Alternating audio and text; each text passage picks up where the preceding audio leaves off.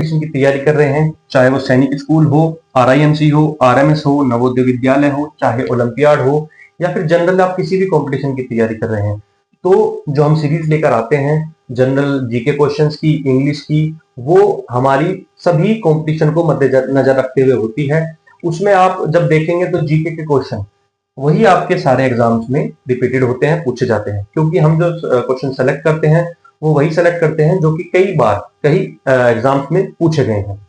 चलिए तो सीधा अगली स्लाइड पर चलते हैं। खास सैनिक स्कूल के लिए हमारी एक टेस्ट सीरीज है जो कि केवल 99 रुपीज के लिए रखी गई है। ये 99 रुपए हमने इसलिए रखे हैं ताकि हर बच्चा इस सीरीज को दे सके। इसमें हमारे इंग्लिश और जीके, मैथ्स और रीजनिंग काफी लोग अच्छे से कर लेते हैं। जो बच्चों को दिक्कत आती है वो इंग्लिश और जीके में ही आती है। तो हमने इसमें इंग्लिश और जीके के 20-20 क्वेश्चंस के 20-20 मॉक टेस्ट रखे हैं, जिनमें प्रीवियस ईयर रिपीटेड क्वेश्चंस भी हैं, नए क्वेश्चंस भी हैं। जिस तरीके के क्वेश्चन एग्जाम पैटर्न में पूछे जाते हैं उस तरीके के सारे क्वेश्चन इसमें रखे गए हैं। अगर आप इसको सीरीज को 20-20 टेस्ट को भी लगा लेंगे तो आपको कहीं अलग से पढ़ने की जरूरत नहीं पड़ेगी। इन्हीं 20-20 टेस्ट के मॉक में जो क्वेश्चंस हैं उनको आपने समझ लिया तो आप जब एग्जाम में बैठेंगे आप देखेंगे तो उसी तरीके के क्वेश्चन हमारे एग्जाम में पूछे जाते हैं। चलिए तो सीधा अपने टॉपिक पर चलते हैं। सबसे पहला question, where did Gautam Buddha attain enlightenment. सबसे पहली चीज मैं आपको गौतम बुद्धा जी के बारे में बताना चाहता हूं। तो गौतम बुद्धा का जो जन्म है वो 563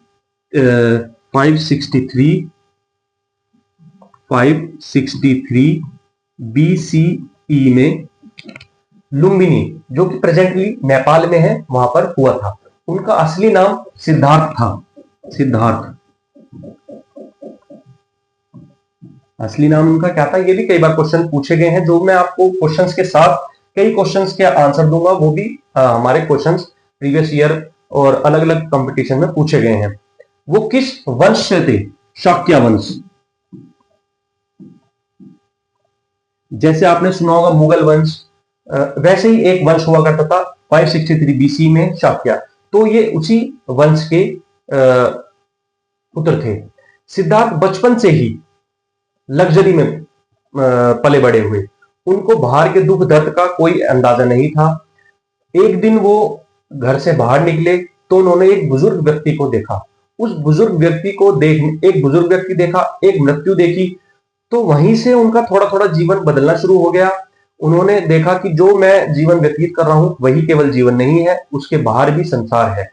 तो उन्होंने 29 साल की उम्र में अपना घर बार त्याग दिया।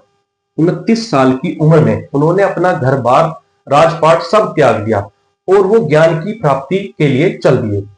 ज्ञान की प्राप्ति उन्हें कहां हुई, वही हमारा क्वेश्चन है। ये उन्हें बोध गया में पीपल का वृक्ष, उसके नीचे बैठ के उन्होंने प्रेयर करी। प्रेयर करते करते 35 साल की जब उम्र हो गई उनकी, तो कहा जाता है उन्हें 35 साल की उम्र में एनलाइटनमेंट यानी कि ज्ञान की प्राप्ति हुई, मेडिटेशन कर करके। 35 साल की जब उम्र में उनको ज्ञान की प्राप्ति हुई तो उसके बाद उन्होंने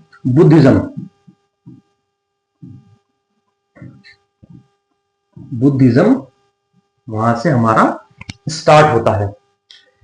अब धीरे धीरे इन्होंने सबको पढ़ाना चालू करा। 80 साल की उम्र में इनकी मृत्यु हो गई। अगला क्वेश्चन है हमारा, the reading above dash on the Richter scale can cause severe damage. यानी कि रिक्टर स्केल पर क्या रीडिंग होगी जिससे हम यह अनुमान लगा सकते हैं कि जो डैमेज है वो बहुत ज्यादा होगा। सबसे पहले समझते हैं रिक्टर स्केल क्या है। रिक्टर स्केल एक ऐसा यंत्र है जो कि हमारी इंटेंसिटी ऑफ अर्थक्वेक को मेजर करता है, यानी कि कितने तीव्रता से अर्थक्वेक आ रहा है। अब ये स्केल किसी ने तो बनाया होगा 1935 में। 1935 में एक साइंटिस्ट हुआ करते थे चार्ल्स रिक्टर, जिनके नाम से ये रिक्टर स्केल जाना जाता है। इन्हीं साइंटिस्ट ने ये रिक्टर स्केल बनाया था। 0 से 9 तक इसमें रीडिंग होती है। अलग अलग रीडिंग का अलग अलग मान होता है। यानी कि हम ये कह सकते हैं अगर इस रिक्टर स्केल पे 4 रीडिंग आ रही है तो इस 4 रीडिंग का मतलब है कि माइनर अर्थक्वेक है। ऐसे ही चलते चलते जब 7 रीडिंग से अबव आएगी तो हम ये मान सकते हैं ये सेवर डैमेज करेगी। तो इसका आंसर हमारा हुआ 7। नेक्स्ट क्वेश्चन है हमारा what do tissues helping. Tissue हमारे किस चीज में हेल्प करते हैं? टिश्यू होता क्या है, चलिए समझते हैं। सबसे छोटी इकाई जो हमारी बॉडी में होती है वो होती है सेल। इन सेल को मिलाकर, यानी कि बहुत सारी सेल मिलाकर बनता है टिश्यू। बहुत सारे टिश्यूज मिलाकर बनता है ऑर्गन, और सारे के सारे ऑर्गन मिलाकर बनता है ऑर्गन सिस्टम। अगर आपको ये डायग्राम याद हो गया तो आप इस क्वेश्चन का आंसर आराम से दे सकते हैं। सबसे पहले fast development tissues of labour among cell. Division of labour, labour का मतलब होता है काम, कि टिश्यू का काम क्या है कि सेल किस तरीके से काम करेगी वो उसको बताना। अब हम थोड़ा सा और इसमें समझेंगे। हमारे एनिमल टिश्यूज अलग होते हैं, प्लांट टिश्यूज अलग होते हैं। प्लांट में आपने सुना होगा जाइलम, फ्लोएम। ये हमारे जो होते हैं जाइलम और फ्लोएम, ये हमारे फूड, जाइलम होता है वाटर ट्रांसपोर्ट के लिए, फ्लोएम होता है हमारा, जाइलम होता है वाटर के लिए, फ्लोएम होता है फूड ट्रांसपोर्ट के लिए। ऐसे ही एनिमल में हमारे अलग अलग तरीके के टिश्यूज होते हैं, जो कि आप स्केलेटन टिश्यूज होते हैं, ब्रेन के हमारे नर्वस टिश्यूज हो गए, मस्कुलर टिश्यू हो गए। आप देखते हैं ना कि टिश्यू ब्रेक हो गया, हाथ में दर्द हो रहा है तो टिश्यू ब्रेक, तो वो छोटे छोटे जो सेल्स हैं वो ब्रेक हो जाते हैं, मिलकर हम उनको टिश्यूज कहते हैं। इसका आंसर आप देख पा रहे हैं division of labour among the cells. अब अगला क्वेश्चन है हमारा हु इन्वेंटेड इलेक्ट्रिक बल्ब, यानी कि इलेक्ट्रिक बल्ब की इन्वेंशन किसने की? इलेक्ट्रिक बल्ब आपने ये पढ़ ही रखा होगा, एडिसन साहब ने इलेक्ट्रिक बल्ब की इन्वेंशन की। कुछ और क्वेश्चन जो इसमें पूछे जाते हैं, इलेक्ट्रिक बल्ब की इन्वेंशन कब करी? 1935 में। ऐसा नहीं है कि इन्होंने एक एक्सपेरिमेंट करा और इलेक्ट्रिक बल्ब बन गया। इन्होंने हजारों एक्सपेरिमेंट करे, हजारों एक्सपेरिमेंट फेल हुए, उसके बाद जो इन्होंने बल्ब बनाया, इनके अलावा भी साइंटिस्टों ने बल्ब बनाए थे, लेकिन वो जलते थे, बंद हो जाते थे। सबसे जो लॉन्ग लास्टिंग जो बल्ब बनाया था, यानी कि जो सबसे देर तक जलता था, वो एडिसन साहब ने बनाया था। इसीलिए इलेक्ट्रिक बल्ब का इन्वेंटर थॉमस एडिसन जी को कहा जाता है। चलिए next slide.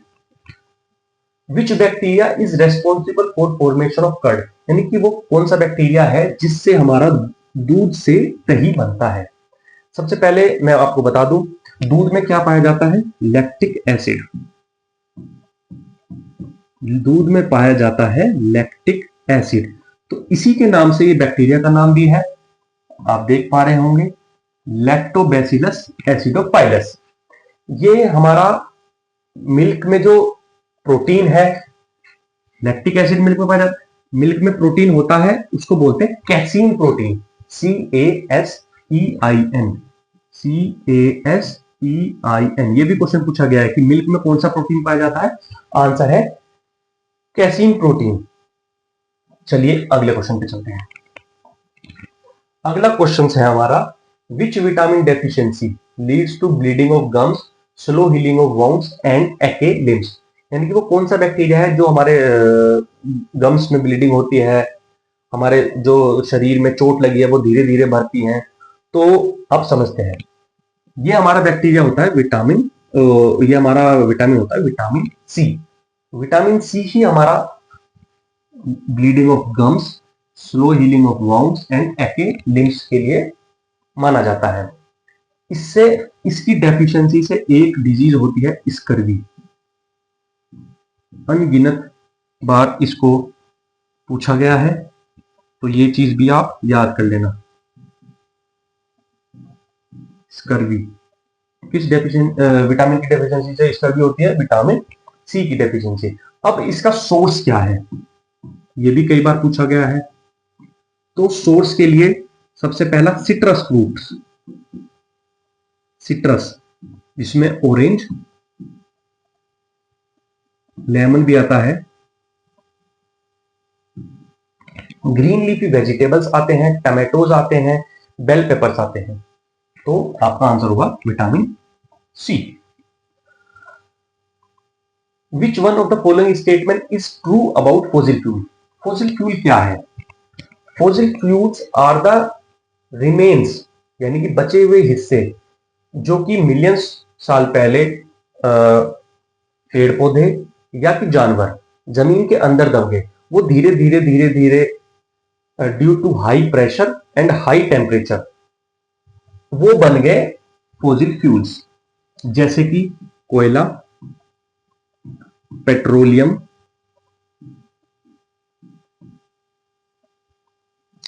And natural gas.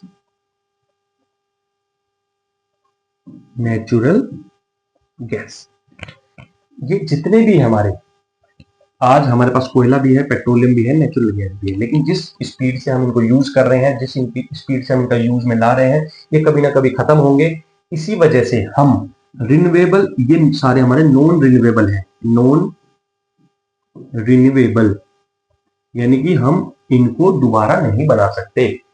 जो समय मिलियंस ऑफ ईयर बनने में लगता है वही समय लगेगा।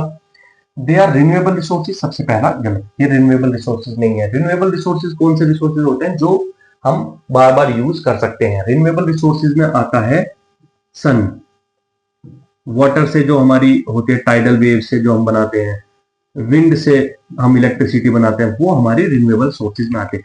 दे are found within the top layer, ये टॉप लेयर में नहीं है, हमारे बहुत ही जमीन के अंदर पाए जाते हैं। They are form over the course of 10 years, ये 10 ईयर्स में नहीं बनते, ये बनते हैं मिलियंस ऑफ ईयर में। तो हमारा बचा ही ऑप्शन एक, अब इसको भी पढ़ लेते हैं। They are remains of once living organism, बिल्कुल सही। ये बचे हुए हिस्से हैं उन लिविंग ऑर्गेनिज्म के जो बहुत समय पहले जीवित हुआ करते थे।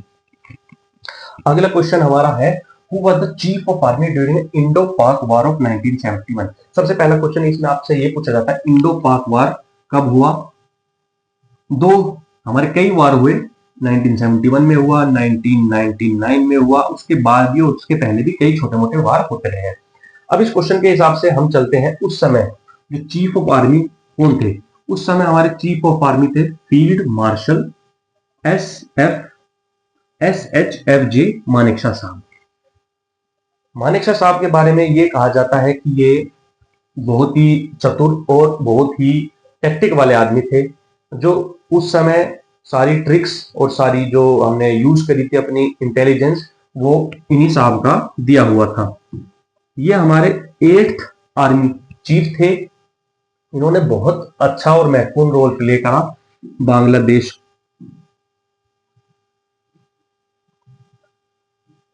जब हमारा 1971 में बांग्लादेश का क्रिएशन हुआ।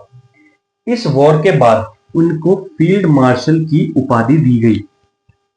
इससे पहले हम जनरल SHFJ मानेकशॉ साहब कहते थे, उसके बाद इनको फील्ड मार्शल की आजादी उपाधि दे दी गई। चलिए नेक्स्ट क्वेश्चन पे चलते हैं। नेक्स्ट क्वेश्चन है हमारा, what by what other name the water cycle known? सबसे पहले समझते हैं वाटर साइकिल क्या होता है। वाटर साइकिल जैसा कि आप देख पा रहे हैं, ये पानी है, ये नदी है, ये पहाड़ है, ये बादल है और ये हमारा बारिश हो रही है, ये सूरज है। जैसे कि जो भी हमारी वाटर बॉडीज हैं, सूरज की किरणें पड़ती हैं, वो हीट होती है और वो इवेपोरेट होते हैं। इवेपोरेट होने के बाद धीरे धीरे कंडेंस होकर वो बादल बनते हैं। बादल बनने के बाद वो प्रेसिपिटेशन के थ्रू में नीचे आते हैं। तो ये जो पानी ऐसे घूम रहा है, इसी को वाटर साइकिल कहते हैं। और इसका दूसरा नाम है हाइड्रोलॉजिक साइकिल। हाइड्रो का मतलब ही वाटर होता है, तो ये चीज ध्यान रखना, कई बार क्वेश्चन पूछा गया है। चलिए नेक्स्ट क्वेश्चन पे चलते हैं। नेक्स्ट क्वेश्चन है, which classical dance form is named after the village it originated from? यानी कि कौन सा क्लासिकल डांस है जो कि जिस गांव से वो बना है, उत्पन्न हुआ है, उसी के गांव के नाम पर रखा गया है। तो इसका आंसर है कुचिपुड़ी। कुचिपुड़ी एक विलेज है आंध्र प्रदेश में। कुचिपुड़ी एक विलेज है आंध्र प्रदेश में। यहीं से इसका क्लासिकल डांस स्टार्ट हुआ था और इसी गांव के नाम पर ये कुचिपुड़ी रखा गया। सबसे पहले ये ओरिजिनेशन इसका 17th सेंचुरी में हुआ था and was traditionally perform by male Brahmins, यानी कि मेल जो ब्राह्मण्स होते हैं वो ये परफॉर्म करते थे, लेकिन आज के समय में मेल फीमेल दोनों ही इसको परफॉर्म करते हैं। चलिए next question, where is famous Meenakshi temple located? जो फेमस मीनाक्षी टेम्पल है, आपने ये कई बार कई जगह देखा होगा, ये हमारा कहां पर लोकेटेड है? सबसे पहले जानते हैं मीनाक्षी टेम्पल। कई बार क्वेश्चन ये भी पूछा गया है कि मीनाक्षी टेम्पल किस देवी देवताओं के समर्पित है? तो मैं बता दूं, ये भगवान शिव और माता पार्वती का टेम्पल है, जो कि मदुरई में स्थित है। कई बार मदुरई में आके अगर वो एग्जामिनर आपका एग्जाम इजी बना रहा है तो सीधा स्टेट भी पूछ लेता है, जो कि तमिलनाडु। चलिए अगले क्वेश्चन पे चलते हैं। अगला क्वेश्चन है, where is the United Nations headquarter located? United Nations, सबसे पहले समझते हैं यूनाइटेड नेशंस क्या है। यूनाइटेड नेशंस ये एक नेशंस का समूह है जो कि वर्ल्ड वॉर 2 के बाद बना था। वर्ल्ड वॉर 2 जब हमारा समाप्त हुआ तो 24 अक्टूबर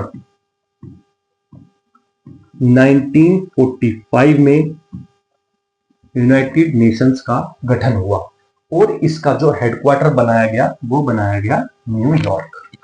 चलिए नेक्स्ट क्वेश्चन पे चलते हैं। नेक्स्ट क्वेश्चन है, in which state union territory Nanda Devi located? सबसे पहले जानते हैं नंदा देवी क्या है। नंदा देवी हमारा सेकंड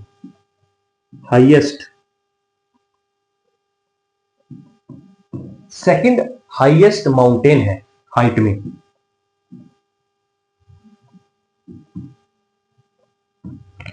फर्स्ट पे कौन सा है ये भी, अब हम नंदा देवी का क्वेश्चन कर रहे हैं, लेकिन हमें ये पता होना चाहिए फर्स्ट पे हमारा कंचनजंगा है, KANCHEN JUN कंचनजंगा। एक चीज और जो बहुत बच्चे गलती करते हैं, सबसे जो ऊंचा माउंटेन है वो माउंट एवरेस्ट है, जो कि भारत में नहीं है। भारत का सबसे ऊंचा माउंटेन है कंचनजंगा, दूसरे नंबर पर है हमारा नंदा देवी। इसकी जो नंदा देवी की हाइट है वो है 7816 मीटर, 7816 मीटर। गढ़वाल हिमालय में लोकेटेड करता है। इसके पास नंदा देवी नेशनल पार्क भी है, जो कि यूनेस्को की साइट है,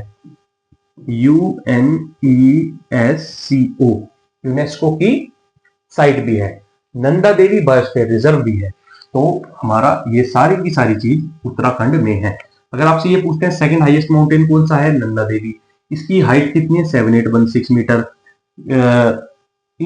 अमंग द गिवन ऑप्शन, अगर क्वेश्चन के हिसाब से पूछते हैं तो कौन सा यूनेस्को साइट में है, तो आप ये चीज Nanda Devi biosphere, Nanda Devi national park, तो ये चीज आपको ध्यान रखनी है।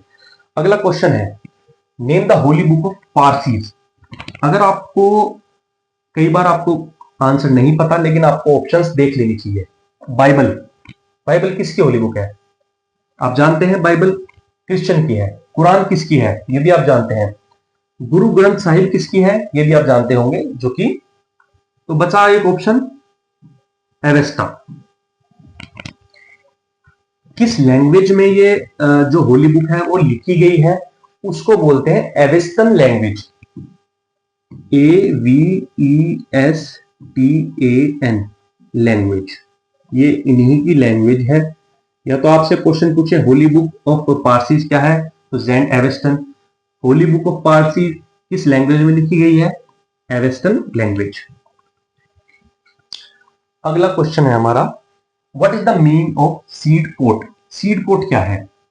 देखिए, एक सीड है, उसको प्लांट में बनने में एक समय लगेगा, तो उसका एक संरक्षण करना चाहिए, जब वो बढ़ पाएगा। अगर सीधा ये जैसे एम्ब्रियो है, ये सीड स्टोर है, अगर ये डायरेक्ट हमारे सनलाइट या फिर पानी और इन सब चीज के कांटेक्ट में आएंगे तो ये जन्म नहीं ले पाएंगे, बढ़ नहीं पाएंगे। तो उसके लिए एक ऊपर प्रोटेक्टिव लेयर होती है, जिसको बोलते हैं सीड कोट। तो सीड कोट क्या है? Hard cover around the root of the plant. नहीं। The protective outer covering of a seed, seed है ना, बिल्कुल सीड की ही कवरिंग है। Hard cover around the baby plant, नहीं, प्लांट का नहीं। Hard cover around the food store, नहीं। तो कई बार आप अपने ऑप्शंस देख के भी क्वेश्चंस को करना सीखो। In which sports term knockout use, knockout क्या होता है? जैसे कि आपने कई स्पोर्ट्स देखे हैं, जो कि बॉक्सिंग हो गया, और जिसमें क्रिकेट भी हो गया, कई तरीके के ऐसे स्पोर्ट्स हैं जिसमें नॉकआउट वर्ड यूज होता है। इसमें क्या होता है, सामने वाले अपोनेंट को इतना तगड़ा हिट कर देते हैं कि वो नीचे लेटा रहता है, उसमें हिम्मत नहीं होती कि वो खड़ा हो जाए। तो एम्पायर क्या करता है, 10 सेकंड का समय देता है। आप खड़े हो गए तो ठीक है, अगर वो नहीं खड़े होते तो यानी कि वो नॉकआउट हो गए, नॉकआउट। ये हमारा बॉक्स है। Which part of the earth supports it's biodiversity, biodiversity क्या होता है? जो भी हम अपने आसपास देख रहे हैं, जो जीवन है, जो मृत्यु है, वो सब की सब बायोडाइवर्सिटी में आता है। बायोडाइवर्सिटी, जैसे कि आप यहां देखिए, ये पानी है, एक बायोडाइवर्सिटी ये होगी। पानी में क्या है, मछलियां हैं, अलग अलग पानी के जानवर हैं जो रहते हैं। लिथोस्फेयर लैंड हो गया, जो ये आप देख पा रहे हैं लैंड में रहते हैं। एटमोस्फेयर में भी हमारे बहुत सारे जो पक्षी हैं वो रहते हैं। तो ये जो पूरा का पूरा हमारा सिस्टम है, बायोस्फीयर के नाम से कहा जाता है। ये हमारा इकोसिस्टम है, हमारा बायोस्फीयर। सारे के सारे इस पूरे हिस्से को जहां हमारी लाइफ पनपती है, उसको बायोस्फीयर कहा जाता है। अगला question, what is the major source of fresh water in India? सबसे ज्यादा जो हमारा फ्रेश वाटर का सोर्स है हमारा भारत में, ग्राउंड वाटर है। चलिए आज की वीडियो यहीं समाप्त करते हैं। तो मैं आपको एक बार और बता दूं, हमारी जो एक सैनिक स्कूल की, क्योंकि अभी एग्जाम अगले महीने आ रहा है, तो मात्र हमने 99 रुपीज में एक टेस्ट सीरीज लॉन्च की है। इन मैथ्स और रीजनिंग सभी बच्चे कर लेते हैं। दिक्कत आती है इंग्लिश में मार्क्स सिक्योर करने में और जीके में मार्क्स सिक्योर करने में। तो उसी के लिए हमने 20-20 मॉक टेस्ट की एक सीरीज लॉन्च करी है मात्र 99 रुपए में। यानी कि आपकी अगर एक टेस्ट सीरीज देखें तो 50 रुपए के आसपास 49.9 की आपकी ये 49.5 की आपकी ये सीरीज बैठ रही है, जिसमें आपको 20 टेस्ट देने को मिल रहे हैं। यानी कि एक टेस्ट की कीमत करीब 2 रुपए के आसपास। तो अगर आप इन इतने टेस्ट दे लेते हैं, आपने जो पढ़ लिया, उसके बाद इतने टेस्ट देने के बाद आपको जो कॉन्फिडेंस आएगा, इन टेस्ट में जो क्वेश्चन है वो प्रीवियस ईयर के हैं और उसी तरीके से बनते ढंगते क्वेश्चन हैं जो कि हमारे एग्जाम में पूछे जाते हैं। तो अगर आप इनको कर लेते हैं तो आपको ये लगेगा कि आपने सारा रिवीजन भी कर लिया और आप अच्छे से पढ़ पा रहे हैं। तो लिमिटेड टाइम ऑफर है, क्योंकि एग्जाम खत्म होने वाला है, उसके बाद इसका कोई ऐप नहीं रहेगा। ये मैं आपसे कहना चाहता हूं। सभी को धन्यवाद। अगर आपको ये वीडियो अच्छी लगी तो लाइक करें, हमारे चैनल को सब्सक्राइब करें। जय हिंद, जय भारत।